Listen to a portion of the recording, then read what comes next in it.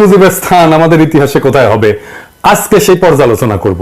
1971 সালে আমাদের দ্বিতীয় স্বাধীনতার আগে, মানে 1971 দ্বিতীয়, 47 আমাদের প্রথম স্বাধীনতা, 71 দ্বিতীয়, আর 24 তৃতীয় স্বাধীনতা। এবং 1971-এর এই দ্বিতীয় স্বাধীনতার আগে এবং পরে শেখ মুজিবের রাজনৈতিক জীবন পর্যালোচনা করলে আমরা একটা ইন্টারেস্টিং বৈপরীত্য দেখতে পাই। পাকিস্তানের মনে তিনি ধীরে ধীরে হয়ে ওঠেন গণতান্ত্রিক আন্দোলনের নেতা। দাবি করা হয় যে তিনি গণতান্ত্রিক আন্দোলন করে বাঙালি জাতিসত্তার মর্মবাণী অনুধাবন করতে সহায়তা করছেন। এটা ঠিক যে তিনি 6 দফার আন্দোলন করছিলেন। তার প্রথম দফাতেই ছিল একটা গণতান্ত্রিক শাসন পদ্ধতির প্রবর্তন দাবি করা। সেই দফায় বলা হয়েছিল লাহোর প্রস্তাবের ভিত্তিতে সংবিধান রচনা করে পাকিস্তানকে একটি ফেডারেশনে পরিণত করতে হবে, যেখানে সংসদীয় পদ্ধতির সরকার থাকবে এবং প্রাপ্তবয়স্ক নাগরিকদের ভোটে নির্বাচিত আইন পরিষদ সার্বভৌম হবে। সুতরাং দেখা যাচ্ছে শেখ মুজিব প্রথম স্বাধীনতা যুদ্ধের আগে সংসদীয় পদ্ধতির পক্ষে ওকালিত করছিলেন এবং জাতির কাছে নিজেকে উপস্থাপিত করছিলেন গণতান্ত্রিক সংগ্রামের নেতা হিসাবে। 71-এর স্বাধীনতার পরে বাংলাদেশবাসী কি লক্ষ্য করলো? বিপন্ন বিস্ময়ে দেখলো গণতন্ত্রের ধ্বজাধারী মুজিব কি দ্রুততার সাথে সংসদীয় পদ্ধতিকে ছুঁড়ে ফেলা ফ্যাসিবাদী একনায়কতন্ত্র কায়েম করলো। সেই সময়ের বিরোধী রাজনৈতিক দলগুলোর সংখ্যা এবং শক্তি ছিল খুবই সীমিত এবং নগণ্য। সেই অল্প সংখ্যক সীমিত কণ্ঠ তার সহ্য হয়নি। সকল রাজনৈতিক দলের বিলুপ্ত ঘটায় স্বৈর শাসক মুজিব অতি দ্রুতই প্রতিষ্ঠা করলেন কুখ্যাত বাকশাল। সংসদে বাকশাল অনুমোদনের মাত্র 15 মিনিটের মধ্যে নিয়ম বহির্ভূতভাবে প্রেসিডেন্ট পদে শপথ নিয়ে তিনি বনে গেলেন দেশের সকল ক্ষমতার একছত্র অধিকারী। তাকে অপসারণের কোনো ধারা রাখা হলো না। তার কীর্তিকলাপ এতটাই ভয়ঙ্কর ছিল যে তখন তাকে তাজউদ্দিন আহমেদ হিসার করে দিয়ে বলছিলেন যে আপনাকে শান্তিপূর্ণ পথে অপসারণ করার পথ আপনি বন্ধ করে দিলেন। সেই সময়কার বাকশালের স্লোগান ছিল এক নেতা এক দেশ, বঙ্গবন্ধুর বাংলাদেশ। শেখ মুনি আরো এক ধাপ আগায় যেয়ে বলতেন জনতার শাসন নয়, মুজিবের শাসন চাই। অন্য সকল ফ্যাসিবাদী রাষ্ট্র এবং সরকারের মতো মুজিবের বাংলাদেশ হয়ে গেল এক দলের অধীনস্থ এক ব্যক্তির শাসন। একটা রাষ্ট্রের 3টা শাখা বা অংশ থাকে: নির্বাহী বিভাগ অর্থাৎ প্রশাসন, আইন বিভাগ অর্থাৎ সংসদ এবং বিচার বিভাগ অর্থাৎ আদালত। মুজিবের হাতে কুক্ষিগত হলো এই সবগুলি বিভাগ। তিনি নিজেই পরিণত হলেন রাষ্ট্রে। ঠিক একইভাবে হাসিনা পরিণত হয়েছিল অতি রাষ্ট্রে। এইভাবেই স্বাধীনতা যুদ্ধ পূর্বকালের গণতান্ত্রিক অধিকার আদায়ের সংগ্রামের নেতা মাত্র 4 বছরের কম সময়ের মধ্যে বাংলাদেশে ফ্যাসিবাদী একনায়কতন্ত্রের আইকন হয়ে উঠলেন। ফ্যাসিবাদের এমন একটা আইকন স্বদেশের গণতন্ত্র, মানবাধিকার, এমনকি স্বাধীনতা, সার্বভৌমত্ব, আঞ্চলিক অখণ্ডতার প্রতি কত বড় হুমকি সেটা তৎকালীন সমাজের সকলেই অনুধাবন করছিলেন। সেই কারণেই ফ্যাসিস্ট শেখ মুজিবের নিষ্ঠুর, আকস্মিক, রক্তাক্ত এবং মর্মান্তিক মৃত্যুতে দেশবাসী চমকিত হইলেও হাত ছেড়ে বাঁচছিল এবং খুশিতে আনন্দে ফেটে পড়ছিল। এডিটর সাহেব, এখন সেই পার্টি সং বাজান, যে পার্টি সং আমাদের বাজানো উচিত ছিল 1975-এর 15ই আগস্টের পরে। সেই একদল বীর সেনানী, সেনাপতি এবং সৈনিকদের উদ্দেশ্যে যারা রাজতান্ত্রিক সমাজতন্ত্রের অন্ধগলিতে ঢুকে পড়া দিশেহারা বাংলাদেশকে তখন মুক্তবাজার অর্থনীতি এবং গণতান্ত্রিক বিকাশের মুক্ত স্বাধীন পদে পুনঃস্থাপন করেছিল। এদের সকলেই ছিলেন 71-এর স্বাধীনতা সংগ্রামে অংশগ্রহণকারী বীর মুক্তিযোদ্ধা। আমরা তাদের অবদান এবং আত্মত্যাগের কথা ভুলে গেছি। ওই সকল বীরকে সঠিকভাবে মূল্যায়ন, স্মরণ, শ্রদ্ধা করতে ব্যর্থ হয়েছি বলেই এই প্রিয় স্বদেশ এখনো দুর্গতি থেকে বের হয়ে আসতে পারেনি। 15ই আগস্ট ছিল একটা বিপ্লব, যে বিপ্লবের ওনারশিপ কেউ নিল না, কিন্তু জনতা সেই বিপ্লবের নায়কদেরকে অভিষিক্ত করছিল রাজপথে উচ্ছ্বাস করে, উল্লাস করে।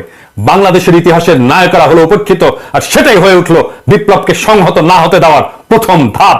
বিপ্লব হয়ে গেল বেহাত। সে বিষয়টা আজকে আর আলাপ না করি, কিন্তু আমি অগাস্ট বিপ্লবের সমস্ত সেনানায়কদেরকে, সমস্ত সৈনিকদেরকে আমার বিপ্লবী সালাম জানাই।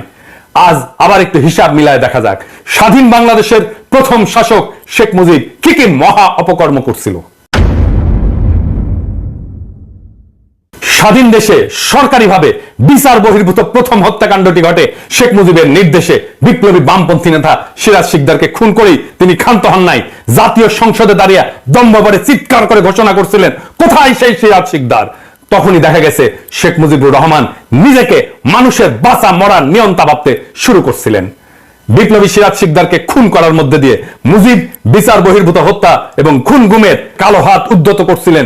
শীঘ্রই তা বহুগুণে সম্প্রসারিত হয়েছিল তৎকালীন বৈষম্য বিরোধী সংগ্রামরত হাজার হাজার বাম প্রগতিশীল নেতা, কর্মী, সংগঠকদের দিকে। কেউ রেহাই যায় নাই জাসদ থেকে শুরু করে সিপিবি আদর্শবান এমন সকল যুবকেরা তখন বিশ্বাস করত মুজিব জাতির সাথে প্রতারণা করছে, স্বাধীনতা যুদ্ধের মূল উদ্দেশ্যগুলি বিসর্জন দিছে, বিশেষ করে একটি সাম্যভিত্তিক গণতান্ত্রিক সমাজ প্রতিষ্ঠার লক্ষ্যের সাথে বিশ্বাসঘাতকতা করে ক্ষমতা কুক্ষিগত করছে। মুজিব আমলে তার তৈরি কুখ্যাত রক্ষী বাহিনীর হাতে নিহত হন প্রায় 30,000 তরুণ যুবক, যারা ছিলেন আজকে বাংলাদেশের চলমান ছাত্র আন্দোলনে অংশগ্রহণকারীদের মতোই আত্মোৎসর্গের জন্য প্রস্তুত অকুতভয় তরুণ সম্প্রদায়। মুজিব আমলে শুরু হয় নির্বাচনী কারচুপি। 1973 সালে বাংলাদেশে প্রথম সংসদ নির্বাচন অনুষ্ঠিত হয়। সেই নির্বাচন কেমন হয়েছিল তা জানার জন্য আবুল মনসুর আহমেদের কাছ থেকে শুনি। উনি লিখতেছেন, শেখ মুজিব প্রবীণ ও দক্ষ পার্লামেন্টারিয়ানদেরকে পার্লামেন্টে ঢুকিতে না দিবার জন্য সর্বশক্তি নিয়োগ করিলেন। আমি দেখিয়া খুবই আতঙ্কিত ও চিন্তাযুক্ত হইলাম যে নির্বাচন চলাকালে আওয়ামী নেতৃবৃন্দ অপোজিশনের প্রতি যে মনোভাব অবলম্বন করিয়াছিলেন সেটা সাময়িক অবিবেচনা প্রসূত ভুল ছিল না। তারা যেন নীতি হিসাবেই এই পন্থা গ্রহণ করিয়াছিলেন। নির্বাচনের ফলে অপোজিশন একরূপ শূন্যের কোঠায় পৌঁছাইছিল। আবুল মনসুর আহমেদ ইনি ছিলেন শেখ মুজিবের রাজনৈতিক গুরু এবং আমাদের মাহফুজা নামের বাবা। সে নিশ্চিতভাবে জিততো, আওয়ামী লীগ নিশ্চিতভাবে জিততো বা সংখ্যাগরিষ্ঠ হইতো, তাও কেন এই ঘৃণিত কারচুপি সে করলো? এটা নিয়ে অনেকেই বিস্মিত হয়েছিলেন, কিন্তু উত্তর পান নাই। আজ আমরা সেই উত্তর শুনবো, কেন নিশ্চিত বিজয় যেন কারচুপির পথে শেখ মুজিব অগ্রসর হয়েছিল। সেই নির্বাচনে আওয়ামী লীগ পাইছিল 300-র মধ্যে 292টা। 10টা সিটের কম পাইলে সরকারিভাবে পার্লামেন্টে বিরোধী দল হওয়া যায় না। ফলে বাংলাদেশে মুজিবের প্রথম এবং একমাত্র নির্বাচনে সৃষ্ট পার্লামেন্টে কোনো বিরোধী দল ছিল না। এটা আমরা কেউ জানি না। পরবর্তীতে একদলীয় ব্যবস্থা প্রবর্তনের প্রাথমিক পদক্ষেপ ছিল এটা।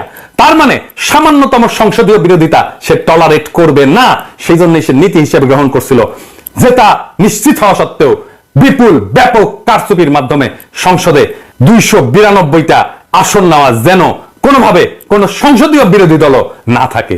একই কাজ করছিল আমাদের গত জার্নি নির্বাচনে হাসিনা মুজিবের মাইয়া।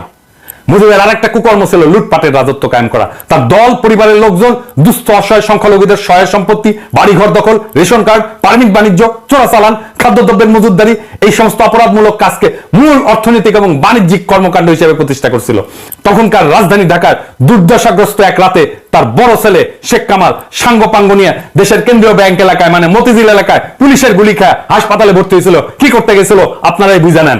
ডাকসুর নির্বাচন পর্যন্ত নিশ্চিত হার যায় না, ব্যালট বাক্স ছিনতাই করছিল। এই শেখ কামাল শেখ মুজিবের কুপুত্র একটা ঝুট খোলা জিপ নিয়ে দাপায় বেড়াইতো তার গুন্ডা বা সঙ্গীদের নিয়ে সারা ঢাকা, যারে পাইতো তারাই তারা করতো।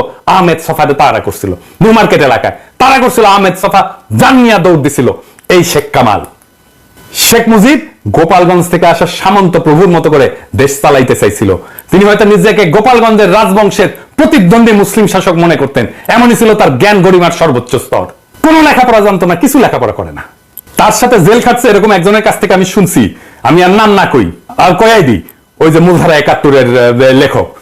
উনি বলছিল আমাকে যে শেখ মুজিব একটা বই নিয়ে যায় জেলখানায় যাওয়ার সময়, আর ওই বইয়ের এক পৃষ্ঠা সারাক্ষণ পড়ে এবং জেল থেকে বের হওয়ার সময় ওই এক পৃষ্ঠা সে শেষ করতে পারে না। ও দেখায়, কেউ আসলে দেখা বই খুলে দেখায় যে আমি বই পড়েছি, আর ওই এক পৃষ্ঠা সে জীবনে শেষ করতে পারে না। এই হচ্ছে জ্ঞান গরিমার স্তর। মুজিবের অর্থনৈতিক নীতি দেশকে এতই ভয়ঙ্কর পরিস্থিতির মধ্যে ফেলছিল যে 1974 সালে বাংলাদেশ এক ভয়াবহ দুর্ভিক্ষে পতিত হয়েছিল। মুজিব সৃষ্ট সেই দুর্ভিক্ষে কয়েক লক্ষ দরিদ্র পীড়িত নিঃস্ব নিরীহ মানুষ মৃত্যুবরণ করছিল, আর দারিদ্র্যের সীমানার নিচে পতিত হয়েছিল 65%-এর বেশি মানুষ। নোবেলজয়ী অর্থনীতিবিদ অমর্ত্য সেন তার গবেষণায় দেখাইছিলেন সেই দুর্ভিক্ষ খাদ্যের অভাবের জন্য ঘটেনি, ঘটছিল মজুতদারির কারণে। আর মুজিব কতই নির্লজ্জ, এই দুর্ভিক্ষের সময় সে তার ডাইনিং টেবিল সাজায় 14 পদের খাবার দিয়ে সে লাঞ্চ করত, সেটা আবার পত্রিকাতেও ছাপা হইতো। কেমন নির্লজ্জ একটা। এমন পরিস্থিতিতে মুজিব যখন দেখলো যে সমাজ এবং দেশে প্রতিবাদ বিক্ষোভ ক্রমশ বেড়ে যাচ্ছে, তখন যৎসামান্য গণতান্ত্রিক ব্যবস্থা বা পরিসর যা অবশিষ্ট ছিল তাও খায়া ফেললেন। গণতন্ত্রের পথ অনুসরণ না করে প্রবল স্বৈরাচারী ব্যবস্থা অর্থাৎ লৌহ কঠিন শ্বাসরুদ্ধকর ফ্যাসিজমের পথে পা বাড়াইলেন। শাসন এবং শোষণ করার সবচেয়ে অগণতান্ত্রিক এবং নিষ্ঠুর রাস্তাটি বেছে নিলেন শেখ মুজিব। দেশবাসীকে ভাওতা দেওয়ার জন্য তথাকথিত সমাজতন্ত্রের নামে রাষ্ট্রবিনাশী ফ্যাসিবাদী এক না একতান্ত্রিক বাকশাল কায়েম করছিলেন। আর এই বাকশালের সহযোগী ছিল সিপিবি, এই বাংলাদেশের সিপিবি, এই মুজাহিদুল ইসলাম সেলিম বাকশালের সহযোগী ছিল। যেদিন বাকশাল কায়েম হয়, এই মুজাহিদুল ইসলাম সেলিম ছাত্রলীগের সাথে মিলে আনন্দ মিছিল বাইর করছিল ঢাকার রাজপথে। আওয়ামী লীগের অফিস পুরাই দিচ্ছেন। সিপিবির অফিস কেমনে থাকে? সিপিবির অফিস দখল করেন, সিপিবির অফিসকে জনগণের অফিস বানান। ওই অফিস থেকে ফ্যাসিবাদের সহযোগীদের উচ্ছেদ না করে দিলে বাংলাদেশের মুক্তি নাই। ওই সিপিবিকে ধইরা আবার আওয়ামী লীগ উঠে দাঁড়াবে। আমি কয়ে রাখলাম, বাংলাদেশের প্রথম ফ্যাসিবাদী শাসক মুজিবকে তাদের মূল আইকন গণ্য করে এবং মানে আওয়ামী লীগ। ৭৫-এর ইতিহাসের কুৎসিত নর্দমায় পতিত এই আইকনকে শেখ হাসিনা এবং তার দল গত ১৫ বছর ধরে সর্বশক্তি দিয়া সারা দেশে পুনঃপ্রতিষ্ঠিত করার অপচেষ্টা করছিল। এই প্রক্রিয়ায় মুজিবের স্বৈরাচারী প্রতিটি অপকর্মকে আড়াল কইরা মিথ্যা তার গুণের কলবর বহুগুণে বাড়ায় এবং দেখায় তার একটা ইতিবাচক ভাবমূর্তি প্রতিষ্ঠার চেষ্টার কোনো ত্রুটি করা নাই গত ১৫ বছর জবরদস্তি করে ক্ষমতায় থাকা স্বৈরাচারী হাসিনা সরকার। এই জন্যে রাষ্ট্রীয় ভান্ডার থেকে কয়েক হাজার কোটি টাকা খরচ করছে। এত কিছু করেও যে কোনো কিছুর কাজে লাগেনি তা প্রমাণিত হয়েছে বাংলাদেশের কিশোর তরুণ যুবকদের নেতৃত্বে সম্পাদিত সফল আগস্ট বিপ্লবে মুজিবের সমস্ত মূর্তি, মুজিবের সমস্ত আইকন জয় বাংলা করে দিচ্ছে বাংলার দামাল ছাত্র জনতা। এই ঘটনা যে ঘটবে এটা আমি আগেই বলছিলাম। এডিটর সাহেব দেখান কি হবে, আমি এটা বলছিলাম। দেখান, আমরা যে লড়াইটা করছি না সেটা হলো মুক্তিযুদ্ধ। ৭১-এর মুক্তিযুদ্ধের চাইতে কম গৌরবের না, ৭১-এর চাইতে কম রক্তাক্ত না। এই লড়াইয়ে বিজয়ী হয়ে আমরা বাংলাদেশের মানুষকে প্রকৃত মুক্তির স্বাদ দেব। হ্যাঁ, আমরা নতুন রিপাবলিক গড়বো, যেটা আপনারা পারেন নাই। তো যেখানে সমান নাগরিক অধিকার নিয়ে সকল নাগরিক মর্যাদার জীবন পাবে, বাংলাদেশের সকল মানুষের সমস্ত সম্ভাবনাকে উন্মুক্ত করা হবে, দিল্লির দাসত্ব থেকে বাংলাদেশের মানুষ মুক্তি পাবে। আমরা কাদের সিদ্দিকীর মতো প্রকাশ্যে ব্যানার দিয়ে কাউরে খুঁচায় মারবো না বিজয়ের পরে, বা বিহারীদের সম্পদ দখল কইরা ভাগ্য বদলাইতে দেবো না কাউরে। হ্যাঁ, তবে আমরা চাই বা না চাই আওয়ামী লীগ আর কোনোদিন মাথা তুলে দাঁড়াইতে পারবে না, নিশ্চিন্ন হয়ে যাবে। আর হ্যাঁ, ওই যে ড্যাডি অফ দ্য নেশনের সময় মূর্তি টুর্তি বসাচ্ছে না হাসিনা কারণী, ওগুলো থাকবে না। হাঙ্কারে কিছু করা লাগবে না। হাসিনার পতনের ২৪ ঘন্টার মধ্যে পাবলিক সেগুলো মাটির সাথে মিশিয়ে দেবে। বাংলাদেশ রাষ্ট্র প্রতিষ্ঠার পর শেখ মুজিব কখনোই দেশের ঐক্য এবং জাতীয় সংহতির প্রতীক হিসেবে আবির্ভূত হননি। তিনি ছিলেন গাজী গোলাম মোস্তফার মতো চোর, ডাকাত, নিকৃষ্ট দুর্বৃত্তদের নেতা। ৭১-এর পরে শেখ মুজিব হয়েছিলেন দুর্বৃত্তদের নেতা, জনতার নেতা না। গত শতাব্দীর ৬০-এর দশকের শেষ ভাগে বাংলাদেশের সবচেয়ে মেধাবী তরুণেরা আওয়ামী লীগের ছাত্র সংগঠন ছাত্রলীগের সাথে যুক্ত হয়েছিল। একটা বৈষম্যহীন সমাজের ধারণায় উদ্দীপিত ছিল ওই তরুণেরা। সমাজতন্ত্র প্রতিষ্ঠার স্বপ্নে চালিত হয়ে এই তেজোদ্দীপ্ত অংশই আওয়ামী লীগে ঘটাইছিল বিপ্লবী রূপান্তর। তারাই ব্যাপকভাবে যোগ দিছিল মুক্তিযুদ্ধে। স্বাধীনতা যুদ্ধের ব্যাপক বিশাল যজ্ঞের মধ্যে এই বিপ্লবী অংশ দলটির সনাতনী নেতাদের বিরুদ্ধে চলে গেছিল। বিপরীতে চিরায়ত পুরনো প্রাচীন আওয়ামী নেতার সংগঠকদের প্রধান এবং আসল নেতা ছিল শেখ মুজিবুর রহমান। ওই সনাতনী অংশ তারা পাকিস্তানের মতোই শোষণ, বঞ্চনা, বৈষম্যের আর একটা দেশ বানাইতে চাইতো, যার মালিক হবে তারা। আওয়ামী লীগের ভেতরকার সেই সকল রাজনীতিকদের গুরু ছিলেন এই এই এই এই এই এই এই এই এই এই সরাদি বডিগার্ড। ৬৯-এর গণ অভ্যুত্থান, ৭০-এর সাধারণ নির্বাচন এবং ৭১-এর মুক্তিযুদ্ধের মধ্যে দিয়া যে আত্মত্যাগী বিপ্লবী অংশ আওয়ামী লীগকে রাষ্ট্র ক্ষমতা উপহার দিয়েছিল, মুজিব সরকারের দায়িত্ব হাতে পেয়ে তাদেরকেই সবচেয়ে বেশি অবজ্ঞা করছেন, ঠেলে দিচ্ছেন দূরে, বহু দূরে, নীতি নির্ধারণের সীমানার বাইরে। তাদের লালিত স্বপ্ন এবং আকাঙ্ক্ষার বিপরীতে তিনি সর্বশক্তি নিয়ে দাঁড়ায় গেছেন। নিজের ভাগিনা শেখ মুনিকে সর্বাধিক গুরুত্ব দিয়া ফ্যাসিবাদের ভ্রূণ সৃষ্টির এবং লালনের প্রথম পর্বের কাজ শুরু করছেন। শেখ মুজিব তার দলের পরীক্ষিত এবং সবচেয়ে সম্ভাবনাময় ৮০% তরুণ এবং যুবককে ঠেলে দিছিলেন বিরুদ্ধ পক্ষে। পর্যায়ক্রমে সেখান থেকে তার বিরুদ্ধে সংগ্রামরতদের সবচেয়ে বড় সংগঠন জাসদ জন্ম নেয়। মুজিব কখনোই দেশের ঐক্য এবং সংহতির প্রতীক বা ইউনিফাইং ফিগার ছিলেন না। সে ছিল সদ্য স্বাধীন দেশে চূড়ান্ত বিভেদ সৃষ্টিকারী, ইন্ডিয়া অনুরাগী এক দেশদ্রোহী শাসক। সে ছিল অত্যাচারী, লুটেরা এবং কুখ্যাত এক মহারাজ, ইতিহাসের নিকৃষ্টতম খলনায়ক। তার খুনি পাপিষ্ট কন্যা শেখ হাসিনা, মা দুর্নীতি এবং দুর্বৃত্ত পরায়ণ শেখ পরিবার এবং ফ্যাসিস্ট দল আওয়ামী লীগ দেশবাসীর কাছে ঘৃণিত, নিকৃষ্ট, ব্যর্থ শাসক মুজিবকে নানান মহিমায় মহিমান্বিত করে দলীয় সম্পত্তি এবং প্রশ্নহীন আনুগত্য প্রতিষ্ঠার ভয়ঙ্কর প্রতীকে পরিণত করছিল, যা আগস্ট জনরোষের আগুনে পুড়ে কয়েক ঘন্টার মধ্যে নিশ্চিহ্ন হয়ে গেছে। হাসিনা কিভাবে মুজিবের ঐতিহ্যকে বহুগুণে ছাড়াই গেছে, আসেন সেটা দেখি। প্রথমত, শেখ মুজিব সদ্য স্বাধীন এবং অপার সম্ভাবনাময় বাংলাদেশে নির্বাচন ব্যবস্থার কারচুপির যে ধারা শুরু করছিল, খুনি হাসিনা সেই জাল জালিয়া থেকে আরো ভয়াবহ পর্যায়ে অধঃপতিত করছে। ভোটচোর হাসিনা প্রকৃতপক্ষে নির্বাচনকে নির্বাসনে পাঠাই দিছিল। গত ৭ই জানুয়ারিতে অনুষ্ঠিত ভোটারবিহীন ডামি নির্বাচনের মধ্য দিয়ে সে জনপ্রতিনিধিত্ব যাচাইয়ের ব্যবস্থা ধ্বংসের নিকৃষ্ট সকল ধারণাকে অতিক্রম করে পৃথিবীতে কলঙ্কের এক নতুন দৃষ্টান্ত স্থাপন করছিল। দ্বিতীয়ত, মুজিবের একটা গুম বাহিনী ছিল, সাদা টয়টায় ঘুরে বেড়াইতো, যাকে তাকে তুলে নিয়ে যেত, যাকে তুলে নিয়ে যেত তাকে আর খুঁজে পাওয়া যেত না। একই রকম ভাবে হাসিনারও গুম বাহিনী ছিল। খুনি হাসিনা বিচার বহির্ভূত হত্যাকাণ্ডে এত ব্যাপকভাবে বৃদ্ধি করে যে এক পর্যায়ে আমেরিকা র্যাবের উপরে নিষেধাজ্ঞা জারি করতে বাধ্য হয়। এটাই ছিল দস্যুরানী হাসিনার বিশাল উন্নয়ন ঘটানোর সহস্র গল্পের পিছনে লুকায় থাকা তার আসল কাহিনী। তার আমলে হাজার হাজার লোক মারা গেছে, অজস্র মানুষের জীবন প্রদীপ নিভে গেছে, অসংখ্য মানুষ পঙ্গু হয়েছে, দৃষ্টিশক্তি হারাইছে, দেশান্তরী হয়েছে। পুলিশ, আনসার, র্যাব, বিজিবি এবং আওয়ামী লীগ ও তার বিভিন্ন অঙ্গ সংগঠন এবং ভয়ঙ্কর ছাত্রলীগের সন্ত্রাসী হামলায় প্রাণ হারাইছেন বহু নারী পুরুষ। স্বদেশের শত শত নাগরিককে গুম করা হয়, তাদের উপরে চালানো হয়েছে অমানবিক নির্যাতন। এমন নির্মম অত্যাচারের জন্য তার যে সমস্ত বন্দিশালা বা আয়নাঘর তৈরি করছে সেই সব দেখে এবং সেখানে আটকদের উপরে ভয়াবহ নিপীড়নের বিবরণ শুনে দেশবাসী এবং বিশ্ববাসী আজ স্তম্ভিত এবং বাকরুদ্ধ হয়ে পড়ছে। তৃতীয়ত, স্বৈরাচারী মুজিব লুটপাটের যে রাস্তা তার মেয়েকে দেখাই দিয়েছিল